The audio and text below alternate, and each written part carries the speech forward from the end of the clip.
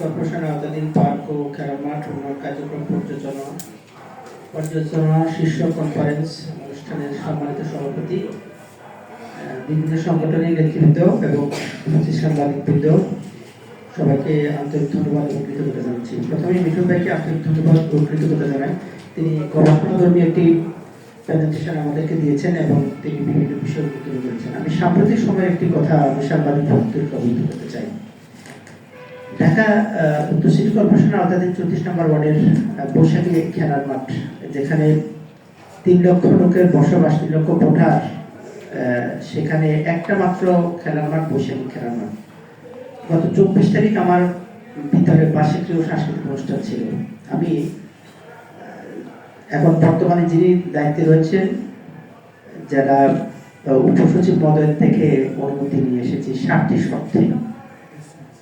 প্রশ্ন হলো, একটি শিক্ষা প্রতিষ্ঠানের বার্ষিক সাংস্কৃতিক অনুষ্ঠান করার জন্য 7টি শর্ত প্রদান করা হলো। সবগুলো মেনেই কিন্তু এই অনুষ্ঠানটি করা হলো, কিন্তু কোনো রাজনৈতিক প্রোগ্রাম যখন করা হয় তখন তো কোনো স্বার্থের প্রয়োজন হয় না, তখন কোনো স্বার্থের প্রয়োজন থাকে না। এটি একটা বিষয়।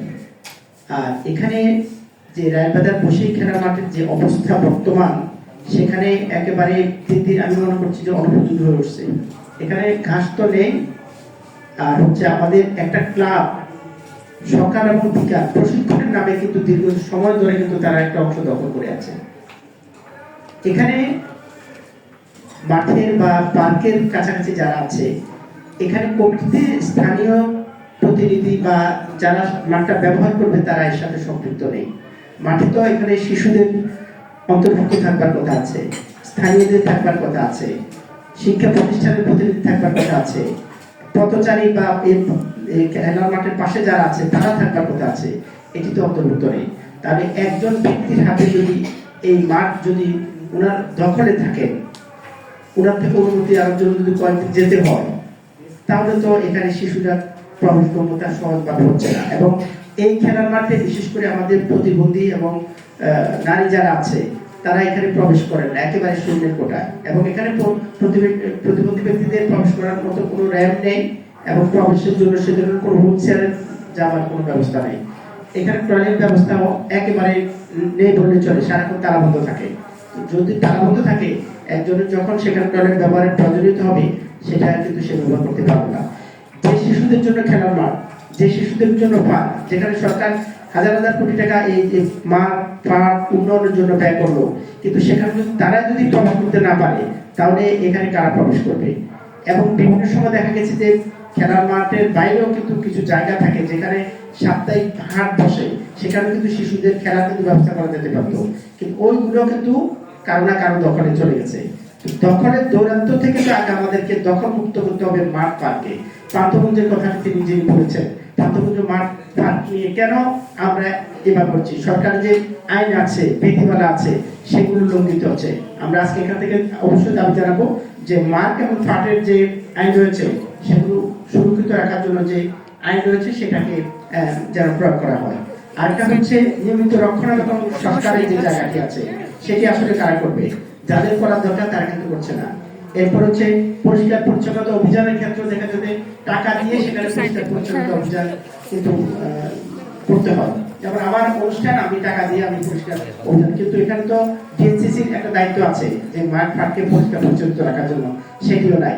নিরাপত্তা ব্যবস্থা যেটি কথা, এখানে কোনো নিরাপত্তা নাই। পাশে যে একটা দোকান থাকে বা একটু দূরে যে থাকে, সে ওখানে কাছাকাছি থাকে, তাকে 500 টাকা যদি দেওয়া হয়, তাহলে মাঠে পানি দেওয়া হবে, নাহলে পানি দেওয়া হবে না। এগুলো নিরাপত্তার অবস্থা। এরপর হচ্ছে এখানে সুযোগ সুবিধা বৃদ্ধি হচ্ছে। আপনি যদি টাকা দেন তাহলে আপনি সেবা পাবেন, টাকা যদি না দেন আপনি কোনো ধরনের সেবা এখানে পাবেন না।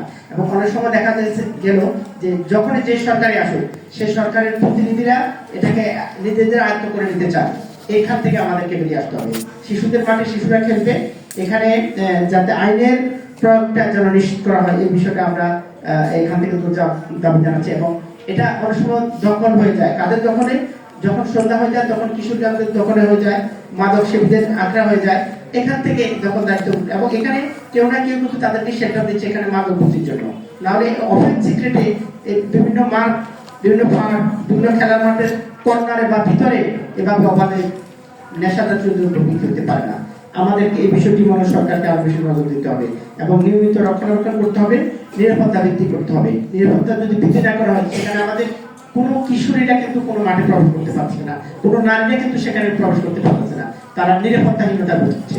এই বিষয়টিতে আমাদেরকে করতে হবে। এবং কমিটি গঠনের ক্ষেত্রে আমি মনে করি যে এখানে একটি সামাজিক কমিটি গঠন করা দরকার এবং আমাদের জনসচেতনতা এবং আন্দোলনটা আরো বেশি ব্যবহার করা দরকার বলে আমি মনে করছি। আমি সাংবাদিক বন্ধুদেরকে এখানে উপস্থিত হওয়ার জন্য এবং আমাকে আমন্ত্রণ করার জন্য আমি আন্তরিক ধন্যবাদ এবং কৃতজ্ঞতা জানাচ্ছি। ধন্যবাদ সবাইকে। আসসালামু আলাইকুম।